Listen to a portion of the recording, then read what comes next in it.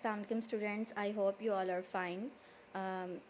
Basically हमने जो हमारे 2 डेज़ हैं उसमें हमने चैप्टर नंबर 18 स्टार्ट किया था सॉल्ट्स, जिसका हमने टॉपिक अरेंजमेंट ऑफ आयंस पढ़ लिया हुआ है। इसके अलावा melting point of ionic compounds, conduction of electricity by ionic compounds and soluble and insoluble salts, ये टॉपिक्स हमने पढ़ लिए हुए हैं।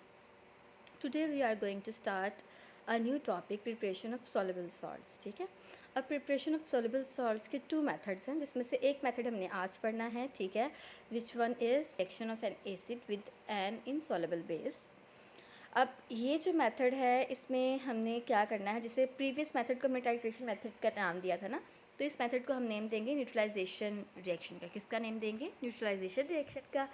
अब ये किन के दरमियान होना है, क्योंकि वो सॉल्युबल एसिड और सॉल्युबल बेस के दरमियान हुआ था, तो ये होगा सॉल्युबल एसिड और इनसॉल्युबल बेस के दरमियान में। ठीक है, अब इनसॉल्युबल बेस कौन कौन सी हो सकती हैं? मेटल ऑक्साइड हो सकती है, ठीक है, मेटल कार्बोनेट हो सकती है और मेटल हाइड्रोक्साइड हो सकती है। ठीक है, ओके। उसके बाद है हमारे पास कि इसमें अब करना क्या है। इसमें हम सिंपल करेंगे कि सिंपल मेथड ये है कि हमने जो एसिड है और बेस है उन दोनों को क्या कर देना है, मिक्स कर देना है। ठीक है, मिक्स अच्छे से मिक्स करने के बाद हमारे पास क्या बन जाएगा, हमारा सॉल्ट बन जाएगा। क्या बन जाएगा? Constant stirring. मिक्स करना मतलब कांस्टेंट स्टिरिंग करनी है उसकी, और हमारे पास क्या बन जाएगा, हमारा सॉल्ट बन जाएगा। ठीक है, अब जो हमारे पास इनसॉल्युबल बेस और मेटल दोनों एक ही चीज़ है ना, ऐड किया हमने in the excess of acid.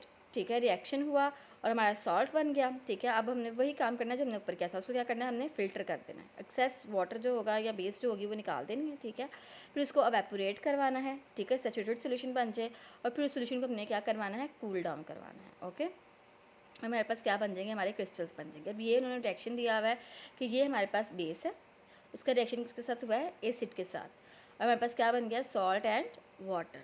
ठीक है, फिर मेटल के साथ भी हो सकता है। ठीक है, तो मेटल प्लस एसिड क्या हो गया हमारे पास, salt plus hydrogen gas. Okay, फिर हमारे पास है कैल्शियम कार्बोनेट और फिर है एसिड, क्या बन गया, सॉल्ट प्लस कार्बन डाइऑक्साइड। अच्छा, यहाँ पे एक मिस्टेक है, कार्बन डाइऑक्साइड का ओ जो है वो स्मॉल लिखा हुआ है, वो आपने कैपिटलाइज कर लेना है। ठीक है, फिर H2O। अच्छा, यहाँ पे हमारी एक्टिविटी है एक्टिविटी नंबर 18.2, जिसमें उन्होंने कहा हुआ है कि prepare pure crystals of zinc sulphate. ठीक है, जिसमें क्या है हमारे पास, take about 25 centimetre cube of sulphuric acid, beaker में लेना है, उसको थोड़ा सा वार्म कर लेना है। ठीक है, उसके बाद आपने जिंक मतलब मेटल डाल देना है। ठीक है, जिंक क्या डाला है, जिंक मेटल डाली है। ठीक है, और स्टीर करना है उसको।